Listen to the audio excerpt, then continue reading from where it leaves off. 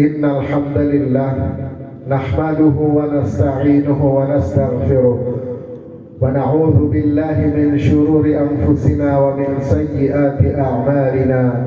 Man yahdihillahu fala mudilla lahu wa man yudlilhu fala hadiya lahu. Asyhadu an la ilaha illallah wahdahu la syarika lahu wa asyhadu anna Muhammadan abduhu wa rasuluhu la nabiyya ba'dah. Allahumma salli wa sallim wa barik ala sayyidina wa maulana Muhammadin wa ala alihi wa sahbihi ajma'in wa ba'd. Faya ayyuhal hudur, usi nafsi wa iyyakum bitaqwallahi faqad fazal muttaqun. Qala Allah ta'ala fi kitabihil aziz, a'udzu billahi minasy syaithanir rajim. Ya ayyuhalladzina amanu taqullaha haqqa tuqatih wa la tamutunna illa wa antum muslimun. Shadaqallahul azim wa shadaqa rasuluhul karim. Sidang Jumat yang dirahmati oleh Allah, marilah kita tingkatkan syukur kepada Allah Subhanahu wa taala qaulan wa fi'lan, secara perkataan dan secara perbuatan. Mudah-mudahan dengan kita meningkatkan syukur kepada Allah, kita diberikan keistiqomahan dan kita diberikan husnul khatimah. Sidang Jumat rahimakumullah, baru saja beberapa waktu lalu kita melewati momen besar, di mana momen itu merupakan pertanda daripada perubahan sejarah umat manusia, yang mana kita hari ini bisa merasakan perubahan besar tersebut. Di mana perubahan besar tersebut dimulai ketika lahirnya baginda Nabi Muhammad sallallahu alaihi wasallam. Kelahiran baginda Nabi Muhammad sallallahu alaihi wasallam ke dunia digambarkan oleh Allah dengan sangat ringkas dan berulang kali. Salah satunya adalah litukhrijan nasa minadh dhulumati ilan nur, agar engkau wahai Muhammad diutus mengeluarkan manusia daripada zulumat, yaitu kegelapan-kegelapan, ilan nur, menuju satu cahaya yang terang benderang. Para ahli tafsir memberikan makna az-zulumat atau kegelapan dengan makna kekufuran, dan an-nur yaitu cahaya adalah keimanan. Jadi Nabi Muhammad sallallahu alaihi wasallam diutus oleh Allah untuk mengeluarkan manusia daripada jurang kekufuran menuju kepada jurang keimanan. Yang kalau kita renungkan makna tersebut, jelas ada satu makna yang tersirat oleh Allah disampaikan di dalam ayat-ayatnya, bahwa manusia di dalam masa zulumat alias kegelapan atau kekufuran, mereka hidup dalam ketidakbahagiaan, mereka hidup di dalam kesempitan, mereka hidup di dalam kehidupan yang tidak manusiawi, menuju ilan nur yaitu tauhid, di mana dengan tauhid tersebut manusia akan mendapatkan kemuliaan. Maka kalau kita mempelajari as-siratun nabawiyah, yang di mana sirah nabawiyah sejarah hidup Nabi Muhammad sallallahu alaihi wasallam adalah satu cerita, satu kisah fakta yang terjadi yang bisa kita ambil nilainya. Maka di antara pesan khatib hari ini adalah, jikalau kita mempelajari sirah nabawiyah, hendaknya kita tidak hanya mempelajarinya secara hafalan. Kita semua sudah hafal bahwa Nabi Muhammad dilahirkan pada bulan Rabiul Awal, tanggal sekian.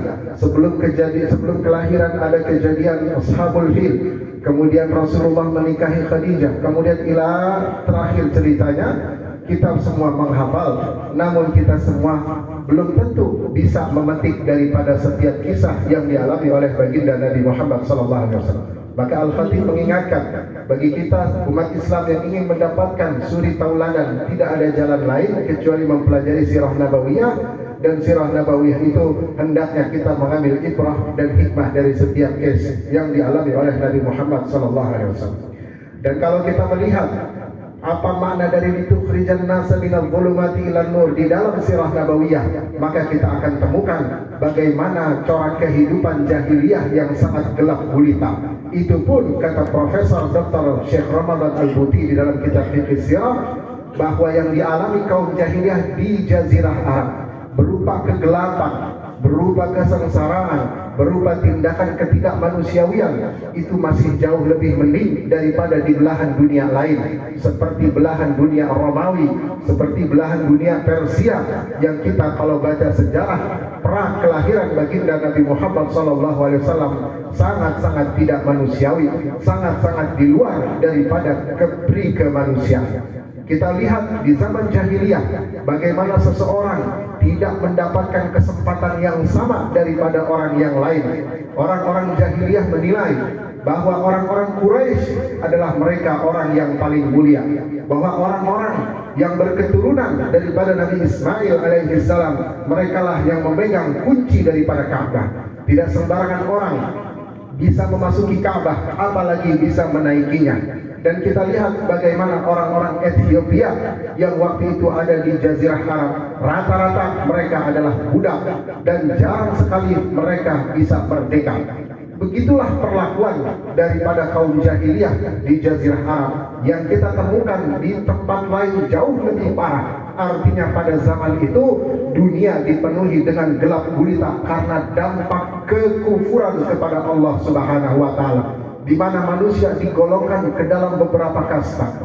Ada yang mengkastakan lewat hartanya, ada yang mengkastakan lewat keturunan, ada yang mengkastakan lewat jabatan, dan yang kasta paling bawah tidak akan pernah bisa mulia sampai kapanpun. Lalu datanglah, diutuslah baginda Nabi Muhammad SAW, dan Allah Subhanahu wa taala memperlihatkan momen yang sangat agung, yaitu ketika penaklukan Mekah, di mana Rasulullah mendapatkan kemenangan besar, di mana dunia diperlihatkan suatu kejadian yang luar biasa, di mana pada saat itu Nabi Muhammad SAW menyuruh sahabatnya, yaitu Bilal bin Rabah, yang pada waktu itu Bilal adalah seorang hamba sahaya tetapi sudah dibebaskan dan berkebangsaan Ethiopia, berkulit hitam, matanya merah.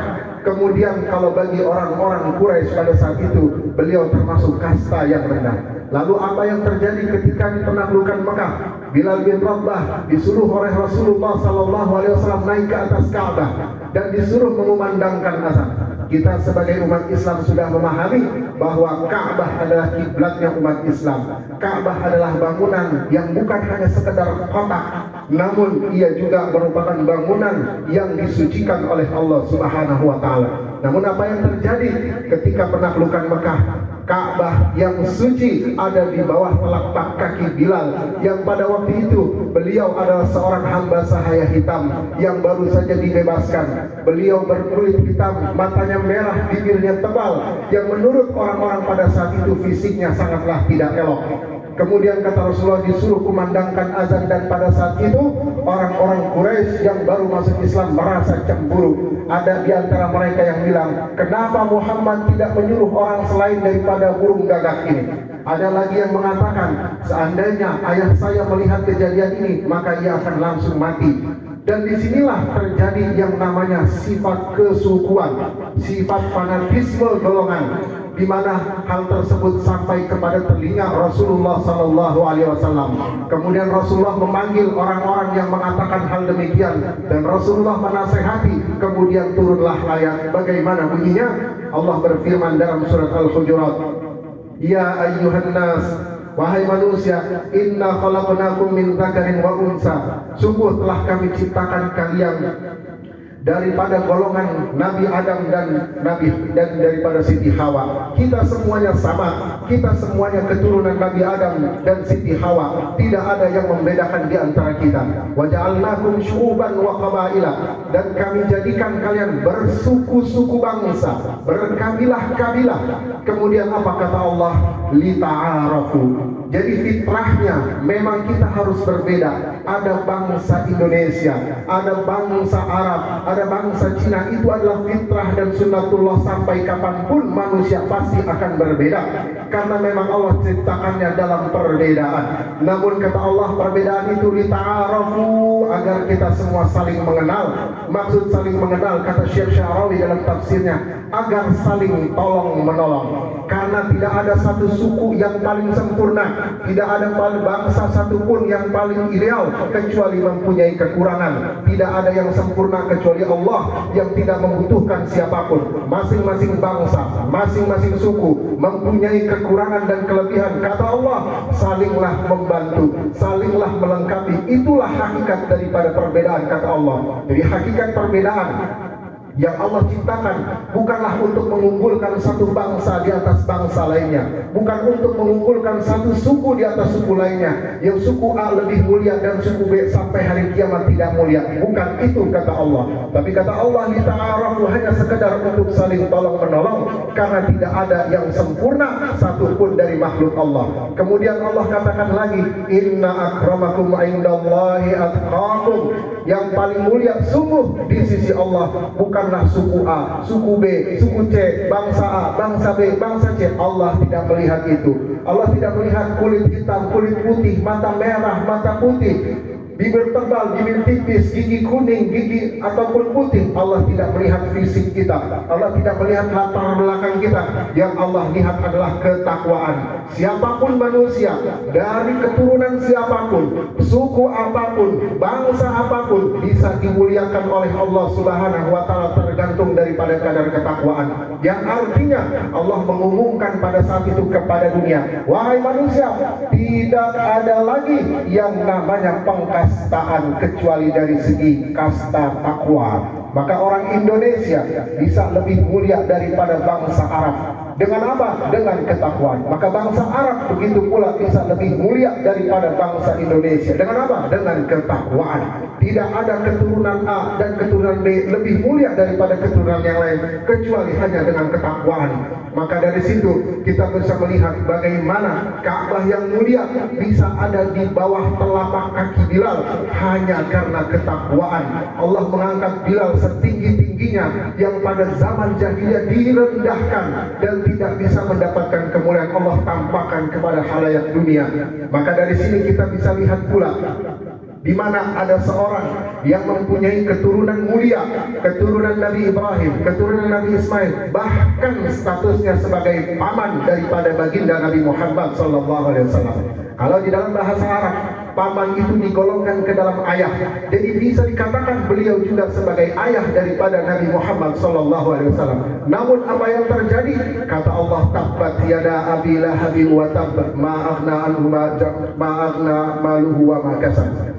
Celakalah kedua tangan Abu Lahab, padahal beliau keturunan orang mulia, padahal beliau ayahanda Nabi Muhammad, padahal beliau menurut sejarah adalah orang yang tampan, padahal menurut sejarah beliau adalah orang yang hartanya paling banyak. Namun itu semua sama sekali tidak berguna karena tidak ada ketakwaan di dalam hati Abu Lahab. Namun kita lihat Bilal, kita tidak tahu siapa kakeknya Bilal, kita tidak tahu siapa uyutnya Bilal, kita tidak tahu siapa daripada pongkol-pongkol daripada keturunan Bilal ke atasnya. Namun karena ketakwaan Allah angkat setinggi-tingginya, bahkan Ka'bah ada di bawah telapak kaki Bilal, dan di sana Bilal mengumandangkan azan. Inilah yang dimaksud dengan kesetaraan dalam Islam. Islam menghapuskan segala kasta, Islam menghapuskan segala tingkatan kecuali berdasarkan ketakwaan. Namun yang kita harus ketahui bahwa ketakwaan mustahil bisa diraih kecuali dengan ilmu. Maka disinilah rahasia kenapa Allah memuji orang yang berilmu, karena orang yang berilmu telah mendapatkan satu kunci kemuliaan, yaitu takwa. Mustahil orang bisa menjalankan perintah Allah sementara dia nggak tahu apa yang diperintahkan. Mustahil dia bisa menjauhi larangan Allah sementara dia nggak tahu apa yang dilarangnya. Maka kunci daripada segala kemuliaan adalah ilmu. Maka disinilah kadar kemuliaan seseorang dalam Islam hanyalah diukur dengan ilmu. Aqulu qawli hadza wa astaghfirullah li wa lakum wa ad'ullaha ta'ala wa antum muqinuna bil ijabah. Innal hamdalillah nahmaduhu wa nasta'inuhu wa nastaghfiruh wa na'udzu billahi min shururi anfusina wa min sayyiati a'malina. Man yahdihillahu fala mudilla lahu wa man yudlilhu fala hadiya lahu. Asyhadu an la ilaha illallah wahdahu la syarika lahu wa asyhadu anna Muhammadan abduhu wa rasuluhu la nabiyya ba'da. Allahumma salli wa sallim wa barik ala sayyidina wa maulana Muhammadin وعلى آله وصحبه أجمعين وبعد. فيا أيها الحضور أوصي نفسي وإياكم بتقوى الله فقد فاز المتقون. قال الله تعالى في كتابه العزيز: أعوذ بالله من الشيطان الرجيم والعصر إن الإنسان لفي خسر إلا الذين آمنوا وعملوا الصالحات وتواصوا بالحق وتواصوا بالصبر. صدق الله العظيم وصدق رسوله الكريم ونحن على ذلك من الشاهدين. اللهم اغفر للمسلمين والمسلمات والمؤمنين والمؤمنات الأحياء منهم والأموات إنك سميع قريب مجيب دعوات يا رب العالمين. اللهم أحينا مسلما وأمتنا مسلما وألحقنا بالصالحين.